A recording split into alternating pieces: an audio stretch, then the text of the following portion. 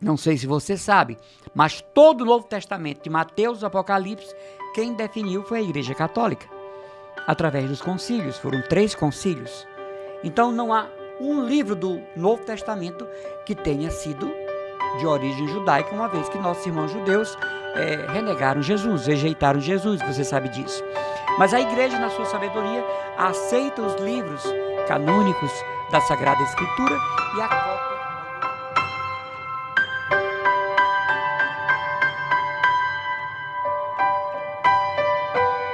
Eu queria perguntar a você, qual a sua intimidade com os textos bíblicos? Qual é a sua relação com a palavra de Deus, Antigo e Novo Testamento? Às vezes nós encontramos alguns católicos muito fixados nos salmos, o que é muito bom, mas não tanto, né? Então é necessário ter uma condição de leitura da palavra de Deus. E gostaria de dizer a você que a leitura da palavra de Deus, ela tem que ser acompanhada pelo magistério da igreja. Nós católicos não temos a livre interpretação da palavra de Deus. Nós seguimos o magistério da igreja. Nós escutamos os nossos bispos e cardeais, os nossos sacerdotes teólogos, nossos leigos teólogos. Então a Bíblia é fonte de animação eclesial. A palavra de Deus é fonte da nossa vida com Deus. Se você pegar todos os livros religiosos que você ama ter lido, saíram da onde? Da palavra de Deus. Todos os atos litúrgicos, qual a procedência? O significado está na palavra de Deus. A antiga e a nova aliança, o seu fundamento, a palavra de Deus. Não é à toa que a Igreja Católica reconhece os livros judaicos como palavra de Deus. Não sei se você sabe, mas todo o Novo Testamento, de Mateus, Apocalipse, quem definiu foi a Igreja Católica, através dos concílios. Foram 3 concílios. Então não há um livro do Novo Testamento que tenha sido de origem judaica, uma vez que nossos irmãos judeus renegaram Jesus, rejeitaram Jesus, você sabe disso. Mas a igreja, na sua sabedoria, aceita os livros canônicos da Sagrada Escritura e acopla ao Novo Testamento, formando assim a Sagrada Escritura. Então, 1º de setembro, se alegre, nós teremos o mês da Bíblia. Faça reuniões, círculos bíblicos, estude a palavra de Deus. Tire dúvidas de conceitos bíblicos, de episódios bíblicos, de passagens bíblicas, com o seu pároco, com o coordenador de sua comunidade. Mais uma vez eu repito, nós católicos não temos interpretação pessoal. É a interpretação da igreja. Só ela pode interpretar. Então, caminhar na unidade bíblica, caminhar na comunhão bíblica e fazer da Bíblia o nosso livro de cabeceira. Nenhum livro pode ultrapassar o significado da palavra de Deus. Para quem nunca leu a Bíblia ou que não tem uma intimidade, o senhor recomenda começar pelo Antigo Testamento ou pelo Novo Testamento? Como é que o senhor orienta a gente? Olha, realmente a Bíblia não é a palavra de Deus, ela contém. Quando você diz assim, eu só faço o que a Bíblia manda, você está cometendo um pecado chamado bibliolatria, a idolatração dos textos bíblicos. Então toda a Bíblia tem texto e contexto. Então você não pode tirar um pretexto. Os estudiosos, né, da Bíblia orientam a começar pelo Novo Testamento, pelo Evangelho de Lucas, e depois saltar para o Gênesis. Então é uma orientação dada pela Comissão Bíblica da CNBB. Começar pelo Novo Testamento e pelo Evangelho de Lucas, que é o mais completo em termos de dados, não é? Em termos de enquadrar Jesus, Maria, José, o mistério da paixão de Cristo, o mistério pascal, e depois sim, ir para Gênesis, numa leitura, digamos assim, sequenciada, para entender os episódios que antecipam a vinda do Messias. Irmão, no Gênesis, ele tem quantas histórias lá? Olha, é o contexto do povo de Deus. Eles têm especificamente 16 histórias. Mas, assim, algumas coisas têm um negócio chamado gênero literário, como, por exemplo, o próprio Adão e Eva, não é? A serpente que fala, todo mundo pensa que hoje o fruto do pecado foi a maçã. Tem gente que vai para o supermercado, passa longe de onde não tem a maçã, né? A maçã ele queria dizer outra coisa, né? O fruto significa o livre-arbítrio, né? A desobediência, porque Deus deu ao homem a liberdade que não deu aos anjos. Os anjos não têm livre-arbítrio, né? Os anjos são seres submissos a Deus. Então, a história de Noé, por exemplo, a história dos gigantes, né, do povo. Gigante de 6 dedos, né? Então, tudo isso é um gênero literário. O que é um gênero literário? É uma historinha para contar outra, para personalizar outra. Porque qualquer pessoa perguntaria como é que um casal sozinho povoou a humanidade. Uma criança perguntaria isso. Então, é um histórico do povo de Israel. É um histórico da aliança abraâmica. Não significa que tal coisa aconteceu de fato. Se você entender que Noé pegou um par de cada animal e colocou na arca, isso é impossível. E a palavra de Deus não diz que Noé fizesse isso. Mandou escolher os animais puros e os animais impuros deixar de lado. E outra coisa, eles não conheciam a forma de impermeabilizar a arca. Isso veio com os caldeus. Então a arca teria afundado. Então o que significa aquela história? Significa que essa arca significa a aliança de Deus com o seu povo. E que Noé foi o responsável, digamos, o grande catequista de então. Mas se houve um dilúvio e essa arca boiou, era impossível. Como é que Noé ia pegar cada par de animais? Quem foi que fez isso? Isso daí que você está falando é naquele momento, em alguns momentos do Antigo Testamento, conta-se histórias com gênero literário para explicar as situações que, como, por exemplo, Deus criou o mundo, né? É. Mas também dentro do Antigo Testamento e de outros, tem os costumes, né, irmão? Tem. Aqueles costumes do Antigo Testamento, nós devemos repetir. Por exemplo, lá em Deuteronômio, ele tem uma recomendação como se alimentar. Tem lá, capítulo 12, eu acho, e diz lá, a pessoa não pode se alimentar com animal que tenha... Impuro. Ele definia o impuro aquele que tinha a pata bifurcada, né, com duas partes assim. Animais que, por exemplo, camarão, não, ele diz que é proibido comer. Lá ele tem esse costume. Esse costume a gente também tem que trazer para agora, para o dia de hoje, ou não? Até porque uma coisa que quando a gente estuda teologia, sabe disso. Deus disse na Bíblia. Não é que Deus tenha dito. O autor sagrado diz que Deus disse. Para muita gente há um choque muito grande quando vai ler o livro de Reis. 1º e 2º Reis. Deus manda matar crianças e oferecê-las em sacrifício. Por quê? Porque lá no texto bíblico Deus diz que aquela criança pagã, digamos assim, né? Porque a apresentação da criança no templo é um presságio do batismo. Você é contra o batismo de criança? Então você não leu a Bíblia quando a criança vai ser apresentada ao templo. É um presságio do batismo. E filhos de uma família pagã, Deus manda matar. Porque quando eles crescerem, vão manchar o povo de Israel e vão vingar a morte dos pais. Isso é um absurdo, Deus não mandou fazer isso. Mas o autor sagrado, movido pela sua cultura, pela sua etnia israelita, são várias, né? Tem a tribo de Elohim, tem a raiz de Jessé, né? Então, tem que ter muito cuidado. Quando manda a questão de não comer sangue, aí os nossos irmãos, testemunhos de Jeová, já morreram e deixaram morrer seus filhos. Eu conheço um casal que era um testemunho de Jeová e, na época, a filha de 15 anos precisava de uma transfusão de sangue e eles assinaram um documento que não. Hoje descobriram que a testemunho de Jeová é uma seita, que marcaram a volta de Jesus 4 vezes. A última vez foi que Jesus voltaria em 76 e Jesus não voltou. Então eles saíram e até hoje eles são acompanhados por psiquiatras porque por causa da seita, testemunho de Jeová, deixaram a filha morrer por não receber sangue. O que é isso? Uma má interpretação de uma passagem bíblica de uma tribo de Israel, de um povo de Israel, de uma localização geográfica de Israel. É a mesma coisa que a gente trazia para cá os costumes da cozinha mineira, para a cozinha do Ceará. A nível de divulgação, folclore, mas não podemos ter aquele conceito de comida própria de quem é, por exemplo, em Santa Catarina, né, eu estive lá, a alimentação é muito diferente. Então, quando a Bíblia proíbe camarão, proíbe carne de porco, né, proíbe sangue. Em 2 momentos ele proíbe a carne de porco, né, irmão? Exatamente. Em 2 momentos, né? Porque é tido como um animal impuro. Você vê que quando Jesus vai expulsar o demônio no Novo Testamento, ele coloca na manada de porcos que se precipita. Então, entre aspas, Jesus causou um prejuízo ao dono, né? Mas é o lado humano de Jesus, é a humanidade. Causou mesmo, que causou, porque perdeu, né? Perdeu tudo. Eles não comiam, mas vendiam o peixe para o Egito, ou o porco para o Egito, para a Caldeia, né? Então, tem coisas que nós temos que peneirar. Por exemplo, para concluir aqui, São Paulo fala que as mulheres não podem cortar os cabelos. Você imagina, até mesmo hoje a Assembleia de Deus, que é uma das igrejas evangélicas mais tradicionais, existem várias Assembleias de Deus hoje, né? Montes, Bela Vista, então, Central. Então as mulheres não aceitam mais isso, de que não pode cortar cabelo. Mas a palavra diz isso. Você tem que ver o texto e o contexto e não tirar um pretexto. E tem o costume, né, daquele período, que não dá para se trazer aquele costume que não é uma lei. Essa situação de não cortar o cabelo não é uma lei de Deus, né? Não.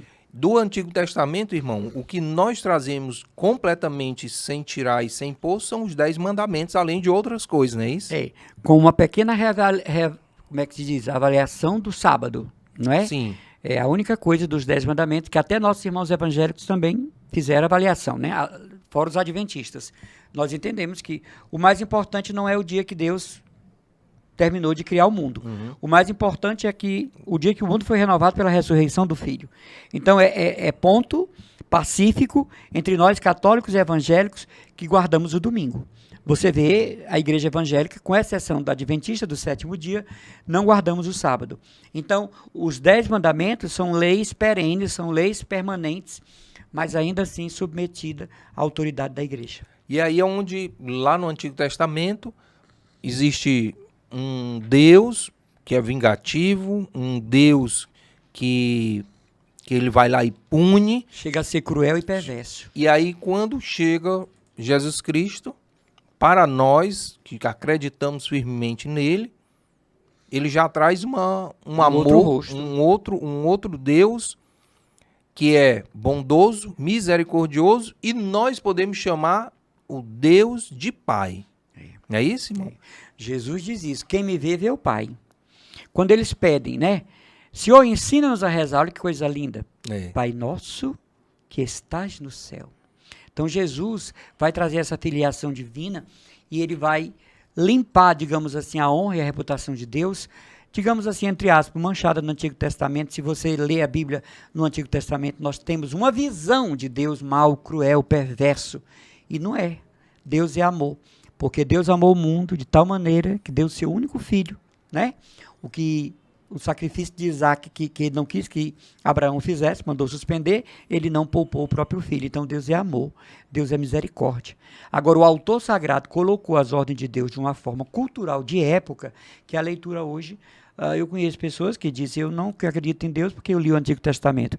Bobagem, desinteligência e, acima de tudo, ignorância, porque você tem que ver o contexto que aquelas coisas foram ditas. E aí, aparentemente, parece até que o que nós estamos falando é coisa difícil. Não, mas isso, você disse que não existiu. Existiu num contexto, num costume, e que foi transcrito para nós.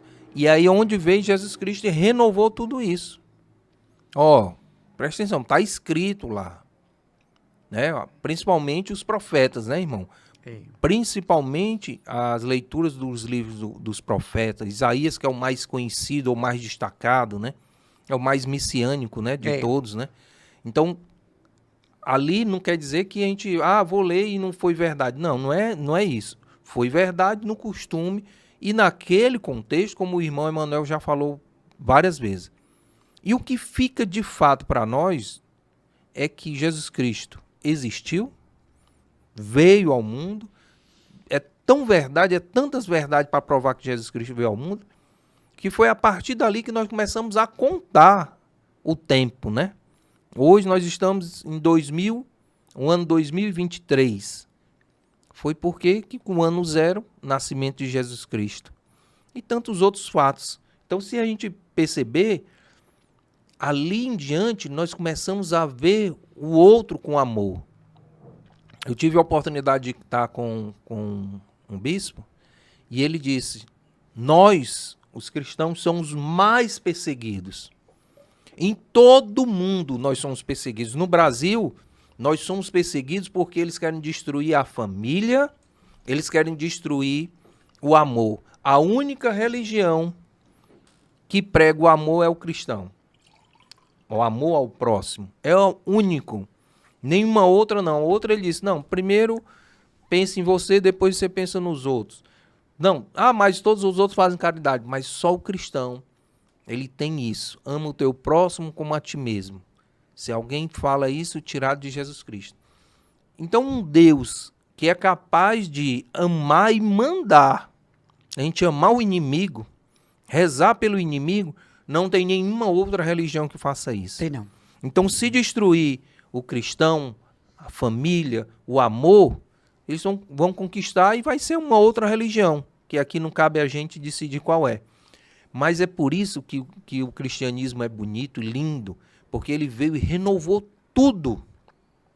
E estamos hoje com a liberdade de falar isso que nós estamos falando por conta do cristianismo.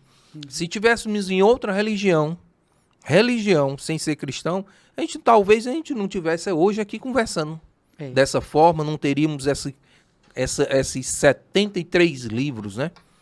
E, irmão, para terminar, uma mensagem do tio Moacir, um abraço, tio Moacir, que ele sempre fez essa pergunta e é o senhor que vai responder, viu?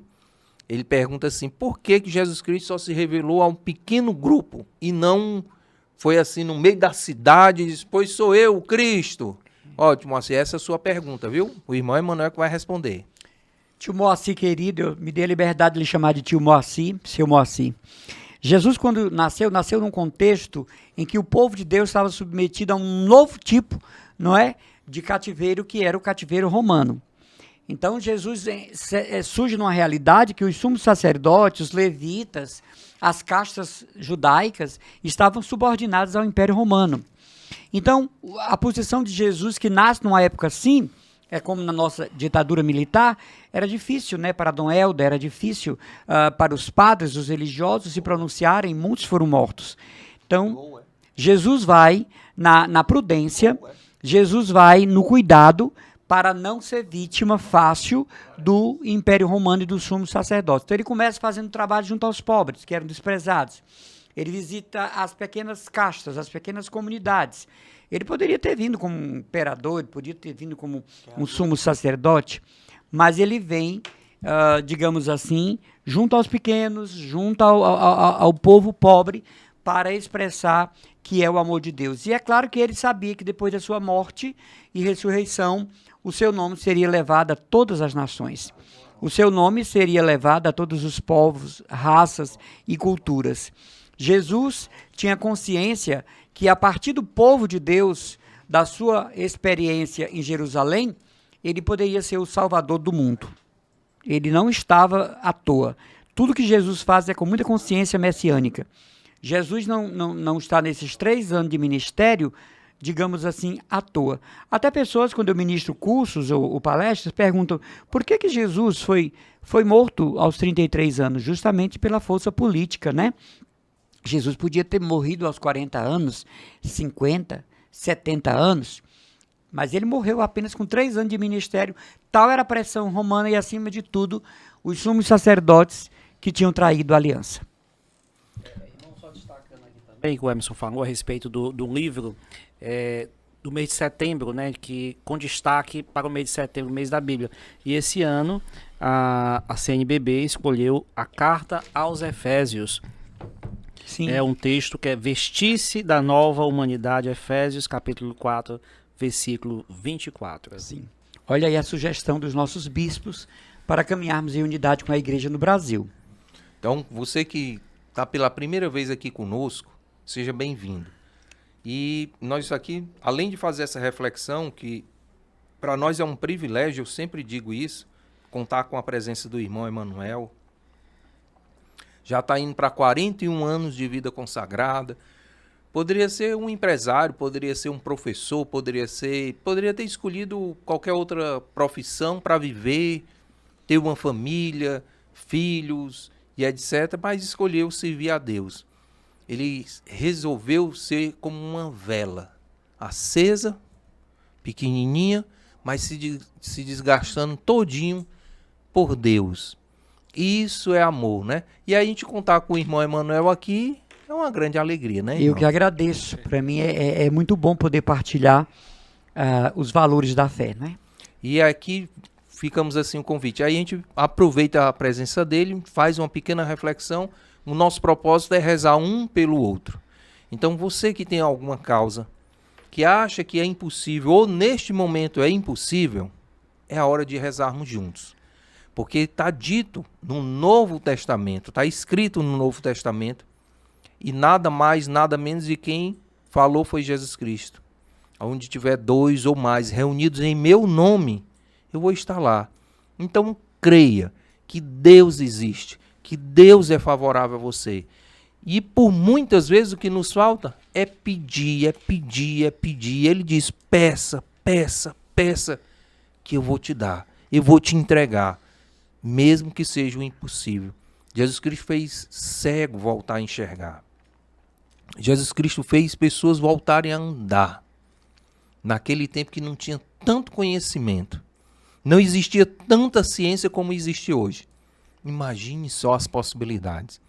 Além dos sacramentos que a igreja nos coloca como se fosse um manto de Jesus Cristo para a gente tocar, temos também, sabe o quê? Esse momento de rezarmos e pedir a Deus que faça o nosso impossível.